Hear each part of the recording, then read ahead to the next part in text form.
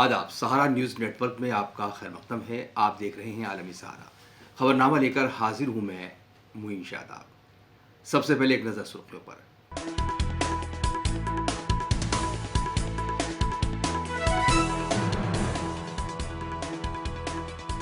लोकसभा में पेश किया गया one nation one election bill, opposition ने की मुखालफत। उद्धव ठाकरे ने की सीएम फडणवीस से मुलाकात के बाद कहा आवाम के जरिए पूछते रहेंगे उन्होंने इलेक्शन कैसे जीता। यूपी के संभल में समाजवादी पार्टी के एमपी जियाउर रहमान बर्क के घर सख्त सिक्योरिटी के बीच लगा नया बिजली मीटर। शहर में चल रही है बिजली चोरी के खिलाफ सरकार की मुहिम। दिल्ली एनसीआर की हवा फिर हुई जहरीली, 37 में से 29 इलाकों में AQI हुआ 400 के पार। और रूस के न्यूक्लियर डिफेंस फोर्स के हेड की धमाके में मौत। नामालूम जराये के मुताबिक यूक्रेन ने ली हमले की जिम्मेदारी।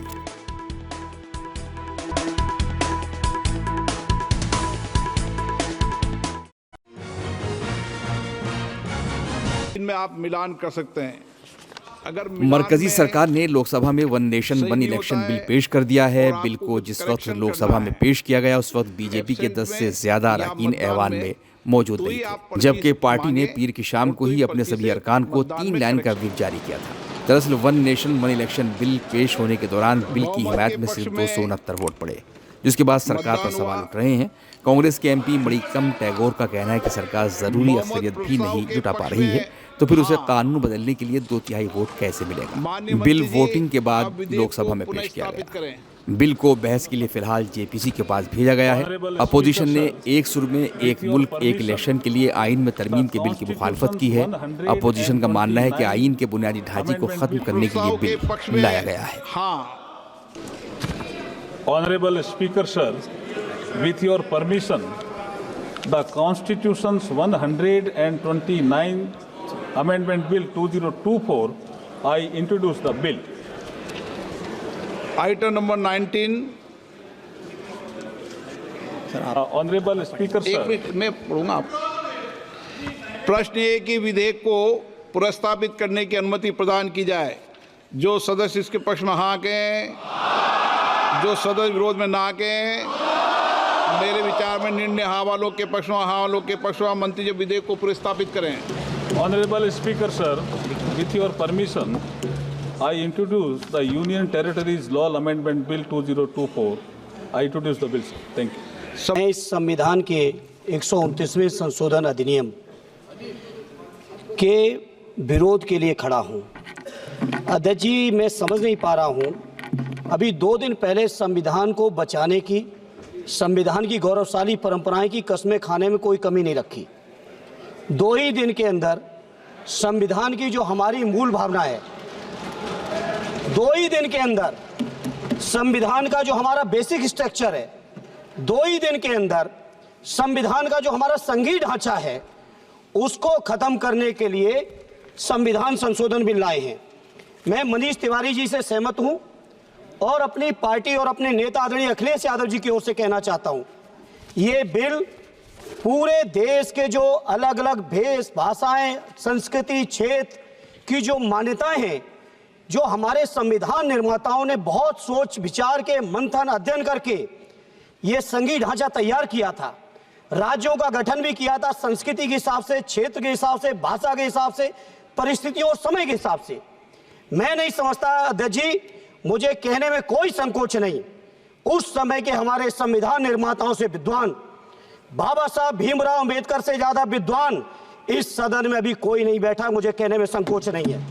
Anti constitutional bill, it's against the federalism of our nation and we are opposing the bill. सरकार ये तर्क दे रही है कि चुनाव के आयोजन में बहुत करोड़ों पैसा खर्च हो रहा है और वो पैसों को बचाने की कोशिश कर रही है। मात्र 3,700 करोड़ का खर्च है एक लोकसभा चुनाव के आयोजन में। ये आंकड़े चुनाव आयोग 2014 के लोकसभा चुनाव में ये दर्ज कर चुका है। 3,700 करोड़ भारत के जो साल में जो बजट होता है उस बजट का 0.02% है। 0.02% है। तो 0.02% के खर्च को कम करने के लिए ये भारत के पूरे संघीय ढांचे को खत्म करना चाहते हैं। चुनाव आयोग को और ये ताकत देना चाहते हैं। वो चुनाव आयोग जहां पर कमिश्नर्स की नियुक्ति में सुप्रीम कोर्ट की कोई भूमिका नहीं, वो चुनाव आयोग जिसकी कमिश्नर्स की नियुक्ति में पूरा प्रधानमंत्री खुद देखते हैं। तो इस प्रकार की गैर संवैधानिक बिल का आज हमने विरोध किया और आपने देखा कि भाजपा की आज कितनी कमजोर फ्लोर मैनेजमेंट थी। मात्र 65 वोट से ही वो इस बिल के इंट्रोडक्शन को पारित कर पाए। 2/3 जो संख्या होती है एक संवैधानिक कानून को पारित करने के लिए, आज इतनी भी संख्या पूरी एनडीए नहीं जुटा पाई। 1-2 पार्टी अगर इधर उधर हो गए तो ये बिल कभी पारित नहीं होगा। तो हम देश को यही संदेश देना चाहते हैं कि संविधान के इस आक्रमण पर पूरी तैयारी से चौकन्ना होकर विरोधी इंडिया गठबंधन हम पहरा देंगे और आने वाले जेपीसी मीटिंग में पूरी बातों को हम उस पर चर्चा करेंगे कि चुनाव आयोग को इतनी ताकत दी जा रही है। वो चुनाव आयोग जो यही नहीं बता पाता कि वोटर लिस्ट की संख्या कैसे बढ़ गई, वो चुनाव आयोग जो शाम के 1 घंटे में अंत में जो वोटर्स की टर्नआउट इतनी बढ़ गई वो नहीं समझा पाते, वो चुनाव आयोग जो केंद्र सरकार के सारे मंत्री एक के बाद एक मॉडल कोड का उल्लंघन करते और चुनाव आयोग कुछ नहीं करता, उस चुनाव आयोग को जिसमें सुप्रीम कोर्ट की कोई भूमिका नहीं है, उस चुनाव आयोग को ये और ताकत देना चाहते हैं। तो मंशा स्पष्ट है कि ये लोग निष्पक्ष चुनाव नहीं चाहते। आम नागरिकों का जो अधिकार है वोट डालने का, उस अधिकार को ये छीनना चाहते हैं और इस अधिकार को हनन हम होने नहीं देंगे। तो बिल आएगा, वो तो आएगा ही। इसमें हमारी पार्टी तो उसका इंट्रोडक्शन का ही विरोध करेगी, क्योंकि वो संविधान की तमाम धाराओं के खिलाफ है। और वो बिल पास होने के बाद भी जो कमियां अभी हैं कि पैसा बहुत खर्च होता है, तब भी अगर विधानसभा भंग हो जाती है बीच में, अगर अविश्वास प्रस्ताव से या लोग दल बदल करके इधर उधर चले जाते हैं तो तत्काल फिर चुनाव कीजिए, तो चुनाव तो होते ही रहेंगे इधर उधर। जो संवैधानिक ढांचा है इस पे प्रहार है। क्षेत्र के मुद्दे को जो है गौन हो जाएगा। कहीं भी चुनाव होगा तो जो स्टेट का भी जो चुनाव होता है लोकल इश्यूज पे होता है वो गौन हो जाएगा। अभी ये लोग ला रहे हैं, ये लोग तो आरएसएस के एजेंडा को लागू करना चाहते हैं ना, इसलिए हम लोग कहते हैं लोग संविधान के विरोधी हैं।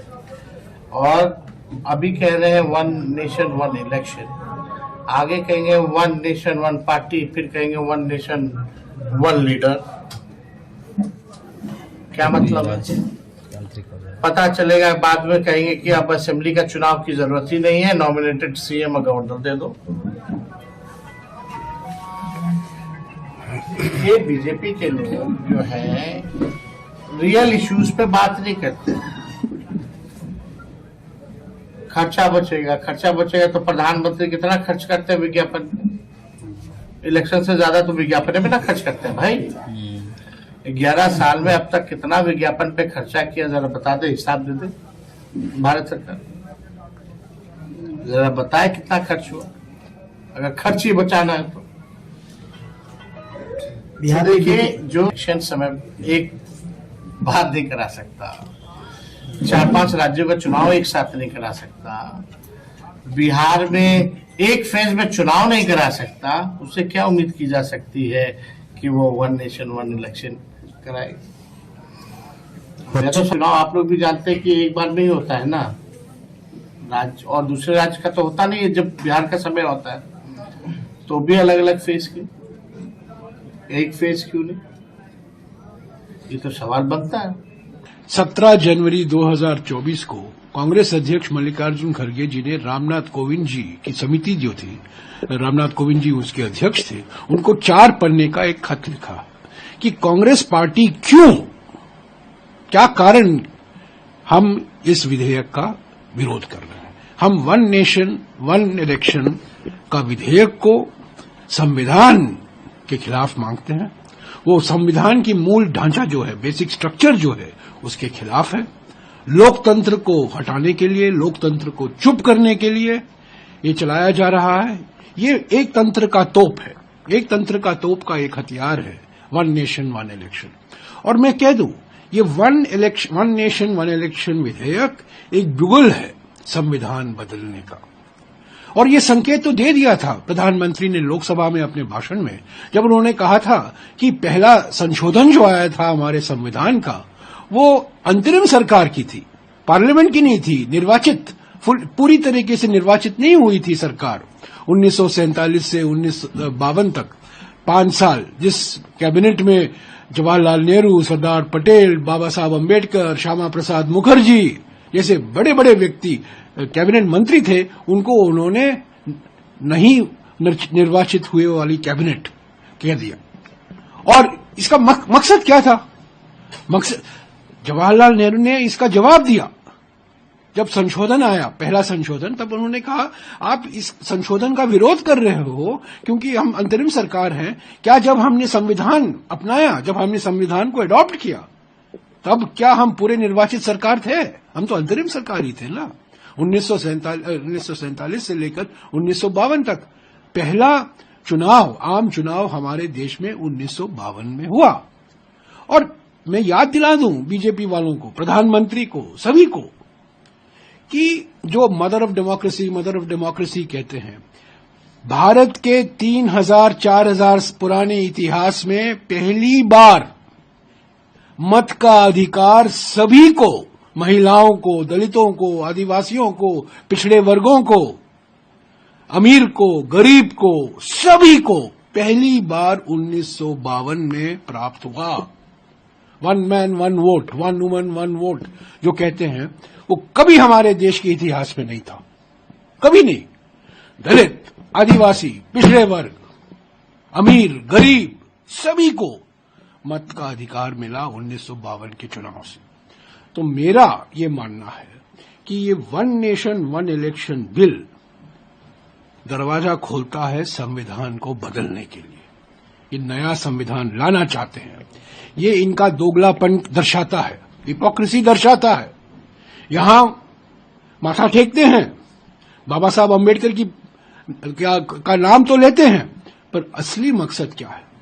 One nation one election bill पहला मील पत्थर है, दूसरा मील पत्थर है इस संविधान, बाबा साहब अम्बेडकर के संविधान को बदलो। में इंट्रोड्यूस हुआ था और जेपीसी को चला गया। हाँ, जेपीसी को ठीक भेज दिया। जेपीसी में हम लोग भी मांगते, जेपीसी में विचार विमर्श होकर तभी पूरी तरह से वेट करके कि किस तरह से वेटिंग उसकी करके तभी उसको बिल्कुल जो आगे बढ़ाना चाहिए, क्योंकि उसमें बहुत कमियां हैं, बहुत खामियां हैं। इसलिए उस बिल में हम लोग संशोधन की बात कर रहे हैं। उसमें बहुत सारी खामियां हैं। हम मानते हैं कि 5 साल में काफी टाइम ऐसा होता है कि लोगों को आचार संहिता लगती है, डेवलपमेंट का काम नहीं होता है, लेकिन उससे भी अहम है लोकतंत्र बचना चाहिए। ये ना हो कि आप जिस तरह से लोगों को मैनिपुलेट कर रहे हैं, तो आप स्टेट का मुद्दा और स्टेट की राजनीति अलग होती है, सेंट्रल की राजनीति अलग होती है। कहीं ना कहीं उनके मैनिपुलेशन में, जो हमें 2004 से करते आ रहे हैं, हमें उनकी नीयत पे खोट दिख रहा है। ये ना हो कि ये मैनिपुलेट करने के लिए लोगों को एक साथ अपनी हवा के अकॉर्डिंग समेटना चाहते हो, जो लोकतंत्र के लिए बहुत बड़ा खतरा होगा। हुक्मरान जमात बीजेपी और उसकी हमनवा पार्टियों ने बिल की हिमायत करते हुए अपोजिशन की मुखालफत पर सवाल उठाए हैं। भारत की लोकसभा में वन नेशन वन इलेक्शन का बिल सरकार के द्वारा प्रस्तुत किया गया, लेकिन सरकार आज भारत में एक साथ लोकसभा विधानसभा के चुनाव हों, जो देश की आजादी के बाद लगातार 15 वर्षों तक होते रहे, लेकिन फिर कालांतर में राज्यों में राष्ट्रपति शासन लगने लगे और पूरे एक निरंतर वार्षिक साल की प्रक्रिया हो गई कि कहीं न कहीं चुनाव। अगर लगातार चुनाव होगा तो जो नरेंद्र मोदी जी का एक संकल्प है कि हम दुनिया की टॉप इकोनॉमी बनाएंगे। आज हम दुनिया की टॉप 5 इकोनॉमी में आ चुके हैं, इंग्लैंड को पीछे छोड़ करके। 2027 तक हम टॉप 3 इकोनॉमी में लाने का संकल्प है। 2047 तक विश्व का एक विकसित भारत बनाएंगे। तो उसके लिए आज देश हित में जरूरी है कि आज एक साथ लोकसभा विधानसभा के चुनाव हों। सरकार चाहती तो बिल को सीधा पेश कर सकती थी और पेश करके पास करा सकती थी, लेकिन इस पे सभी दलों की एक सहमति बने, इसलिए ज्वाइंट पार्लियामेंट्री कमेटी को सरकार ने रेफर किया है कि जिसपे सभी पार्टी के सांसद रहे, थ्रेड एंड बेयर डिस्कस करके एक परस्पर सहमति के आधार पे हो, जिससे कि आने वाले दिनों में एक ऐसा जेपीसी की रिपोर्ट आए जिसके आधार पे जो सरकार बिल लेकर के आए वो देश में विकास हो, देश की इकोनॉमी बढ़े और देश का ज्यादा से ज्यादा समय गुड गवर्नेंस में लगे, न कि चुनाव में। ये बहुत ही ऐतिहासिक दिन है। आप देख लो इस साल कहां कहां चुनाव हुआ। महाराष्ट्र में हुआ, झारखंड में हुआ, उसके पहले चुनाव हुआ, हरियाणा में हुआ, अब दिल्ली में होगा, दिल्ली में चुनाव होगा, उसके 5-6 महीने बाद बिहार में चुनाव होगा। तो देश में क्या हमेशा चुनाव ही होता रहे? और जब भी चुनाव होता है तो मॉडल कोड ऑफ कंडक्ट आता है, और अब तो मॉडल कोड ऑफ कंडक्ट सिर्फ एक ही जगह नहीं लगता है ना, वो भले एक प्रदेश का हो लेकिन चर्चा दिल्ली देश भर में होती है। तो ये इलेक्शन कमीशन का कहना था, लॉ कमीशन का कहना था, 20 साल से इसके बारे में प्रयास चल रहे थे। तो मुझे बहुत ही गर्व है अपने प्रधानमंत्री पर, उसने कहा नहीं ये हम करेंगे, और इसमें खर्चा बचेगा, प्रचार का समय बचेगा, और पूरा एक संवैधानिक व्यवस्था के अंतर्गत हो रहा है। एक बार चुनाव हो गया, जाइए 5 साल काम करिए, अच्छा काम करिए, जीत के आइए, अच्छा नहीं करिए हार जाइए, तो देश में एक स्टेबिलिटी आएगी। ये मैं स्पष्ट मानता हूं, तो बहुत ही स्वागत योग्य कदम है। नहीं, ये कैसे एंटी डेमोक्रेटिक है, कैसे एंटी फेडरलिज्म है। इसके पहले भी 1952 में, 1957 में, 1962 में, 1967 में लोकसभा और विधानसभा का चुनाव एक साथ हो चुका है। कि पहले से ही ये परंपरा थी। हाँ, प्रधानमंत्री मोदी जी की सरकार ने इसको कानूनी रूप दिया ताकि ये बाध्यता हो जाए, क्योंकि उसके बाद की जो परंपरा हुई, जो मध्यावधि चुनाव ये वो, इसके कारण वो पूरा चेन गड़बड़ा गया। तो इसलिए और कई फायदे होते हैं। एक बार अगर देश में चुनाव होगा तो कई लाभ होता है। देखिए, पूरे देश का पैरामिलिट्री, पूरे स्टेट एडमिनिस्ट्रेशन की पुलिस चुनाव में व्यस्त हो जाती है। महीनों महीनों चुनाव चलता है, सारा लॉ एंड ऑर्डर खत्म हो जाता है, पैसे का अपव्यय होता है। कितना पैसा खर्च होता है चुनाव में, ये होता है। विकास का काम बाधित हो जाता है। पूरा राज्य का प्रशासन, केंद्र का प्रशासन, इस राज्य के अधिकारी उस राज्य में, उस राज्य के अधिकारी उस राज्य में ऑब्जर्वर बन के जाते हैं। पूरा विकास का काम ठप हो जाता है।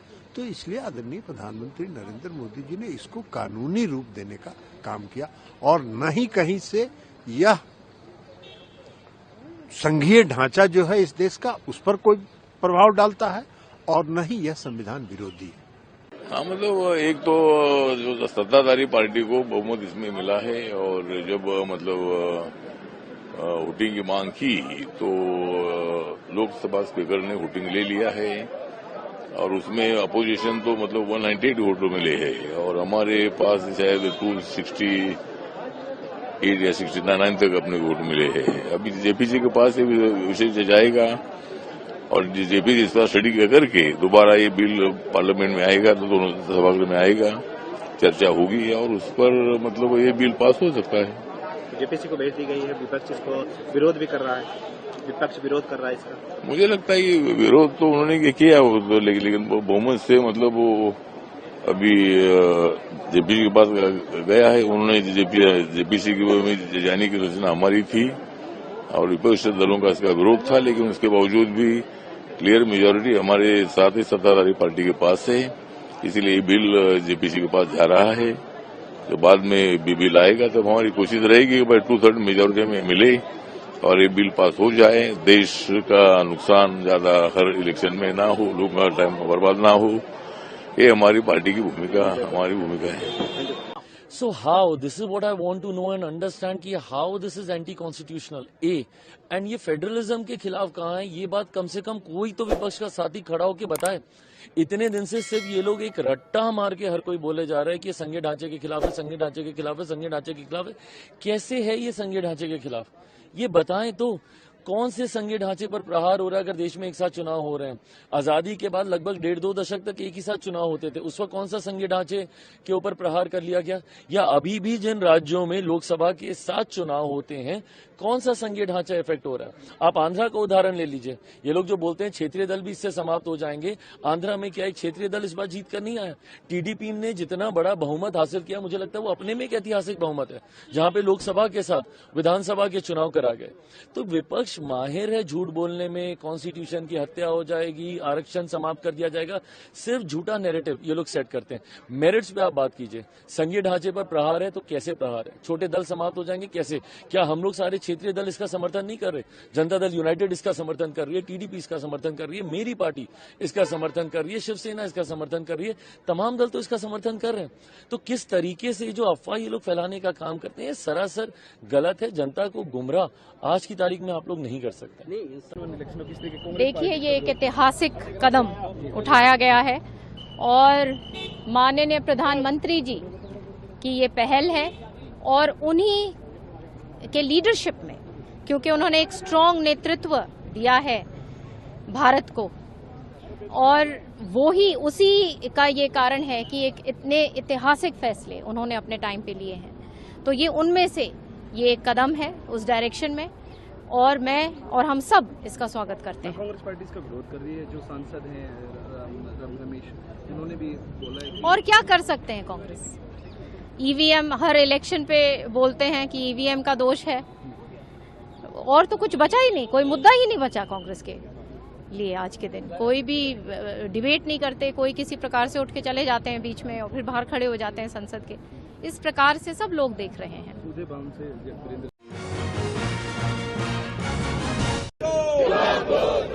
बांग्लादेश में हिंदुओं पर हो रहे मुबैना मजालिम को लेकर अपोजिशन के अरकान ने पार्लियामेंट के अहाते में एहतजाजी मुजाहरा किया।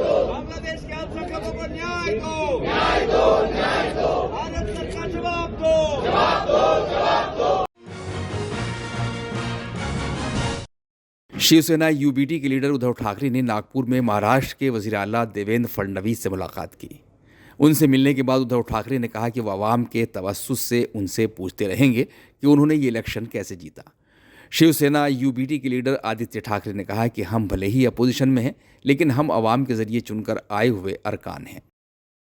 छगन भुजबळ म्हणतायत की माझं मंत्रिपद आज हमारे पार्टी चीफ उद्धव ठाकरे जी ने सीएम देवेंद्र फडणवीस जी की मुलाकात की, हमारे विधानसभा के जो अध्यक्ष है राहुल नार्वेकर जी, उनसे भी मुलाकात की, और यही हमने किया है। एक स्टेप आगे है कि महाराष्ट्र के लिए काम करते वक्त दोनों ने पॉलिटिकल मैच्योरिटी दिखाए और महाराष्ट्र के हित का जो हो, देश के हित का जो हो, इस राज्य के हित का जो हो, उस पर काम साथ में करें। हम भले ही विरोधी पक्ष में हैं, वो सत्ताधारी पक्ष में है, ये होते हुए भी हम सारे जनता से चुन के आए हुए विधायक हैं और साथ में काम करते हुए जो हमारी सूचनाएं हैं वो सुने, कोई अच्छी बात आगे बढ़े। ईवीएम को लेकर बिल्कुल हमारी ईवीएम की जो डाउट्स है वो तो है ही, 76 लाख वोट्स कैसे बढ़े उस पर भी डाउट्स है, तो वो सारे तो बातें होती रहेंगी। जो राजकीय विचारधारा अलग अलग है उस पर तो बातें होती रहेगी, बहस होती रहेगी, लेकिन ये बहस से कुछ राज्य के लिए अच्छा हो, यही हमारा मानस है। हम अभी ऑपोजिशन पार्टी की तरफ से यही कहा हमने कि महाराष्ट्र के हित की बात करें।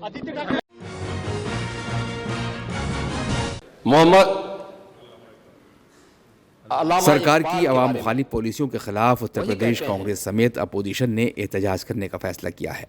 उत्तर प्रदेश कांग्रेस के सदर अजय राय ने कहा है कि किसानों को आज मुनासिब कीमत नहीं मिल रही है, खाद की कालाबाजारी हो रही है और यहाँ जितनी भी कंपनियां हैं उनका गुजरातीकरण किया जा रहा है। अवाम परेशान है क्योंकि सरकार महंगाई, बेरोजगारी जैसे मामलों पर बात नहीं करती। हिंदुस्तान हमारा चीजें रहने वाली हैं, क्योंकि प्रशासन बड़ी मुस्तैदी से बताया जा रहा है, कई जगहों पर बैरिकेड कर दिया गया, क्या रहने वाली? देखिए, ये सरकार अत्याचार अन्याय लगातार करती आ रही है। आप देख सकते हैं इन्होंने पूरी तरीके से आज किसानों को प्रताड़ित किया, किसान को आज उचित मूल्य नहीं मिल रहा। किसान को खाद, आप ब्लैक मार्केटिंग हो रही है, खाद 50 किलो की बोरी को 45 से 40 की या 10 किलो की चोरी उसमें कर रहे हैं और पूरे कानून व्यवस्था ध्वस्त हो चुकी है। 10 नवजात बच्चे झांसी में जल के मर गए जिनका अवशेष तक नहीं मिला। कोई कार्रवाई नहीं हुई, उसमें कोई गिरफ्तारी नहीं हुई, कोई कार्रवाई नहीं हुई। और आप देख सकते हैं जितने भी कंपनियां हैं, हमारी जो बिजली विभाग उसको प्राइवेटाइज नहीं, उसको गुजरातीकरण करते जा रहे हैं। ये सारी चीजों को मद्देनजर रखते हुए आम जनता आज परेशान है। महंगाई, बेरोजगारी, इस पे बात नहीं करती सरकार केवल हिंदू मुसलमान पे बात करती है और लोगों को भ्रमित करती है और सारा का सारा ठेका, सारा काम, पूरा प्रयागराज का बड़ा काम सब गुजरात के बड़े बड़े ठेकेदारों को, अपने लोगों को देते जा रहे हैं और हमारे लोग वहां पे चाकरी कर रहे हैं। ये सारी चीजों को लेकर हम सड़क पर कल उतरेंगे और कल सरकार को घुटने के बल।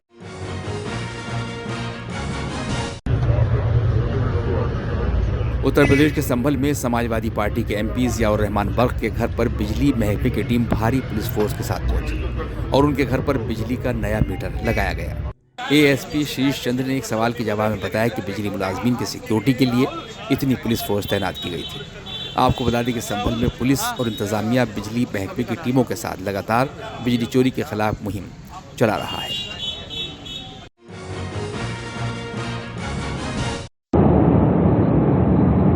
दिल्ली एनसीआर में पोल्यूशन एक बार फिर लौट आया है। नोएडा, ग्रेटर नोएडा की हवा भी जहरीली हो गई है। सड़कों पर धुंध छाई रही। बढ़ती आलूदगी के बाद पाबंदियां फिर से लगा दी गई हैं। वाज़ेह है कि AQI कम होने पर ये पाबंदियां हटा ली गई थी। एनसीआर में ग्रेप 3 फिर से नाफिज कर दिया गया है। पोल्यूशन फैलाने वालों के खिलाफ कार्रवाई होगी।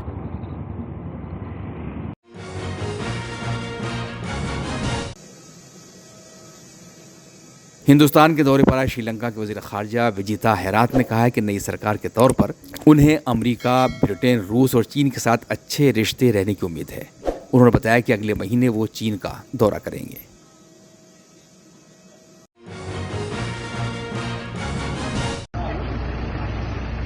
रूसी फौज के कीमियाई हथियारों के चीफ की मॉस्को में एक धमाके में मौत हो गई। न्यूज़ एजेंसियों ने नामालूम ज़राए के हवाले से खबर दी है कि यूक्रेन ने इस धमाके की जिम्मेदारी ली है।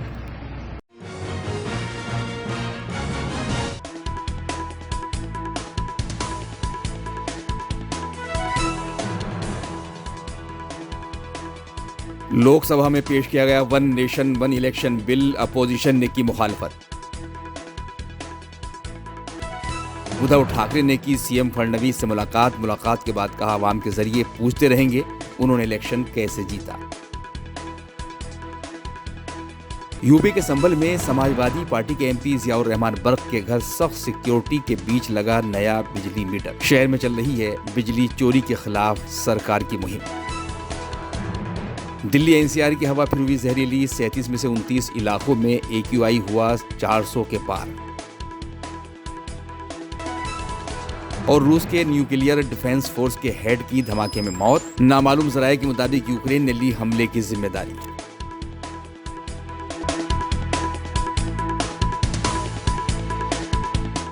खबरनामे में अभी इतना ही, इजाजत दीजिए। आदाब, सारा प्रणाम।